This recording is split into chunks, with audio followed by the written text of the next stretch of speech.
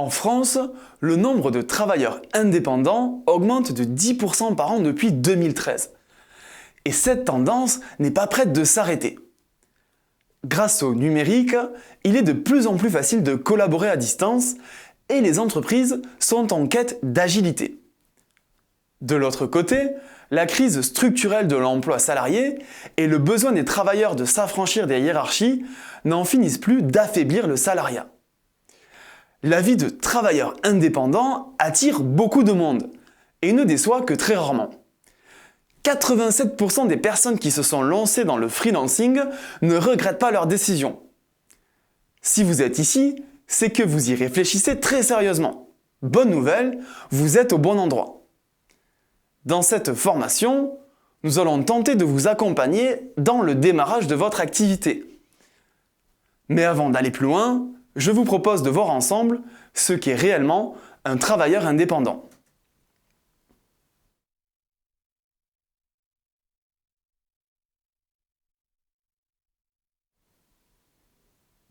Un travailleur indépendant est une personne qui exerce à son compte une activité économique. Contrairement au salarié, il est autonome dans l'organisation de son travail et ne se trouve pas dans une situation de subordination à l'égard de son employeur. En bref, le travailleur indépendant est son propre patron. C'est cette autonomie et cette liberté qui sont au cœur du travail indépendant. En anglais, travailleur indépendant se dit freelance, et l'étymologie du mot freelance en dit long sur sa signification. Le terme fait référence aux chevaliers sans allégeance qui prêtaient leur savoir-faire dans le maniement des armes au seigneur le plus offrant. Free signifiant libre et lance faisant référence à l'arme des chevaliers. Aujourd'hui, le freelance a changé d'arme. Il a troqué le maniement de l'épée par d'autres compétences et d'autres outils, mais le principe reste le même. Juridiquement, une personne est considérée comme travailleur indépendant lorsqu'elle est immatriculée auprès des organismes compétents comme l'URSSAF, la Chambre des métiers ou le greffe du tribunal du commerce. Tous ces organismes font office de centre de formalité des entreprises. Le travailleur indépendant dispose d'un numéro SIRET afin de pouvoir émettre des factures. Il doit également choisir son statut juridique parmi différentes possibilités comme celui de micro-entrepreneur, d'EURL ou d'entrepreneur individuel. Il a l'obligation d'exercer une activité conforme à celle qu'il a déclarée.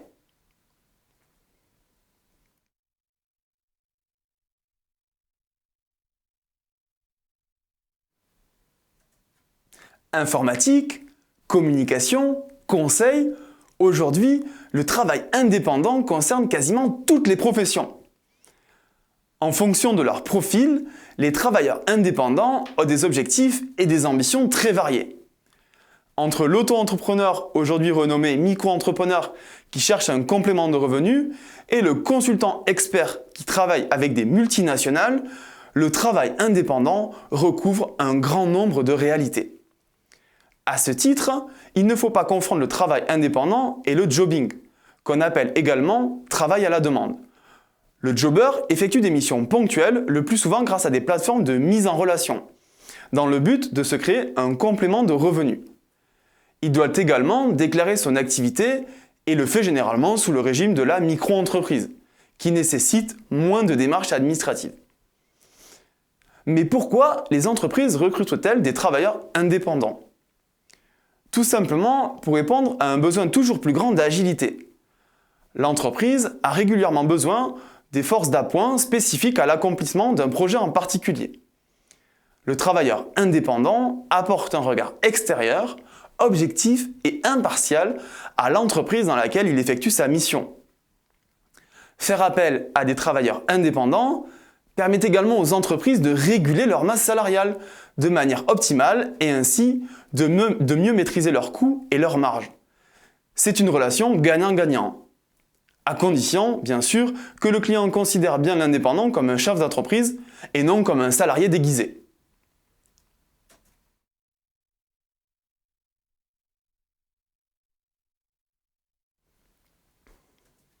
Face à un besoin toujours plus grand d'agilité et à l'essor du numérique, Le travail indépendant est une vraie tendance de fond dans le paysage numérique. Afin d'exercer son activité, le travailleur indépendant doit choisir un statut et se déclarer auprès des organismes compétents. Il est libre de s'organiser comme il l'entend pour réaliser la mission, car il n'a pas de relation de subordination à son client.